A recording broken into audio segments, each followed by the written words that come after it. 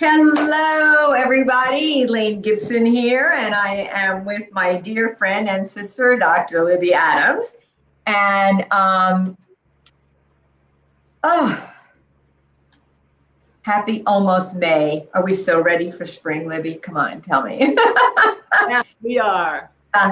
So I invited Libby to come into our community today because of many reasons, but she's been so not only inspirational to me and supportive of me, but her work has had such an impact on my life that I am compelled to share these things with you, and I wanted to bring Libby here. So, Libby, what in the world do you do? Tell us what you do. Speaking of in the world, I'm in Mexico City right now, and the trash truck is outside, so we might hear ambient street noises from Mexico City. But they'll be gone. They just drop by and pick up the trash, and off they go. I just work with people that have been on the spiritual path for a while, and they find they can't really get the results that they want. And they'll say, well, if I'm a spiritual person, why didn't I get the promotion? Or if I'm a spiritual person, why am I still angry, right? So I work with people that have the spiritual beliefs, but aren't able to translate those into practical results. Okay, and you have an interesting conversation around it about spiritual rehab. Tell my community about this, because like you are, to me, you're a rock star, and but we all have origin stories, and I really want you to share yours. Okay, thanks. Thank you. It goes back to 1984 when my then husband was playing professional basketball, and he got cut by the Atlanta Hawks. And it was a difficult and painful adjustment for him back to the real world. And in fact, his way of coping was to do a bunch of drugs, which landed him in a 28-day drug treatment rehab center. Wow. And after about a week, the director comes up to me and says, your husband is doing so well. He's the president of the rehab. And you think I'm sorry, right? But no, I'm thinking, oh, great. He's got rehab. They got rehab. Everyone has rehab. Meanwhile, I'm sitting out here trying to hold our life together, my life together, the house and the kids and all that together. And I was exhausted and kind of hopeless at that point. And so I said, where's my damn rehab? Right? That's what I was thinking. Right. Yes. Because life is hard. Marriage is hard. Work is hard.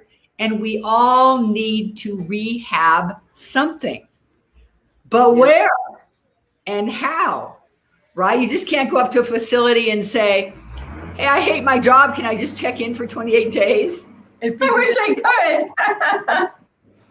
But now you can. So what happened was I created a different type of rehab where nobody needs to check into a facility. It's not for drugs or alcohol addiction. And I call it spiritual rehab.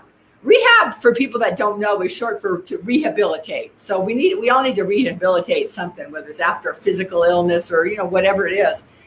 And so I've been doing this spiritual rehab program for 18 years with people all over the world of different walks of life. Like CEOs are making more money. People are losing weight. Stay-at-home moms are having happier and more peaceful homes.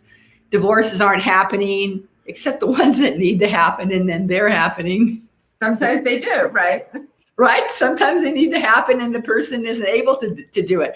So I called it rehab because of the 28-day program, which is really, really important. It takes a time when somebody wants to make a transition and a transformation, as you know, Elaine, it takes a while to get going on that. And so I still use that 28-day rehab model, but I created an acronym for rehab. So R is for reclaim who you are and why you're here.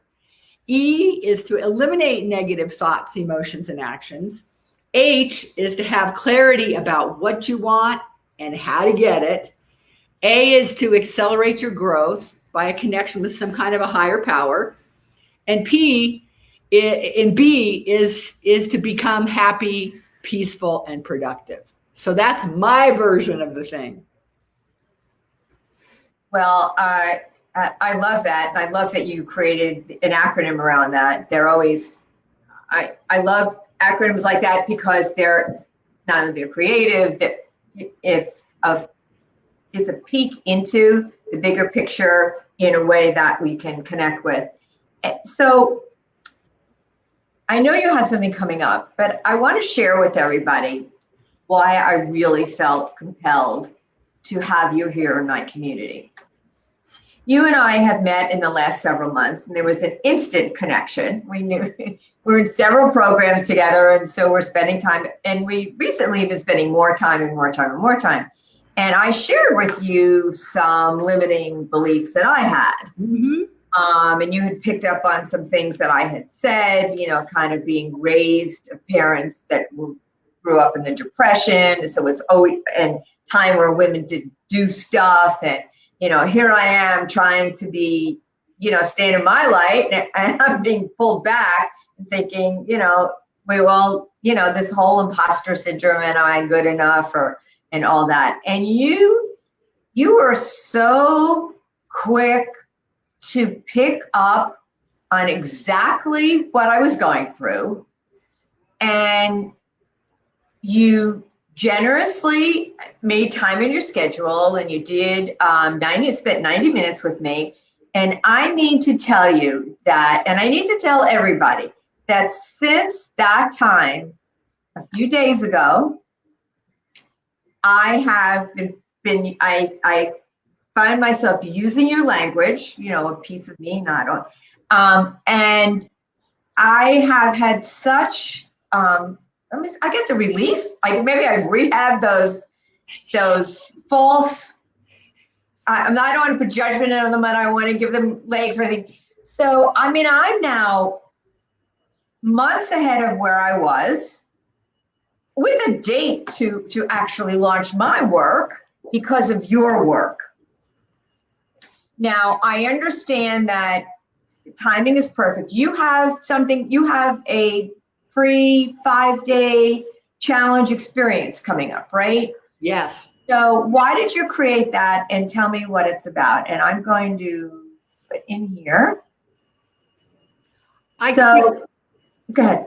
I created it to get this model out to more people. So I created a 5-day challenge where we're running through the first 5 days of rehab.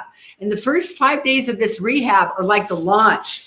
Normally, wow. I call it launch your intentions, and it's a 7-day program, and there's, you know, a charge associated. But I thought, I'm going to do these first 5 days. The first day is like desire, like what do you want?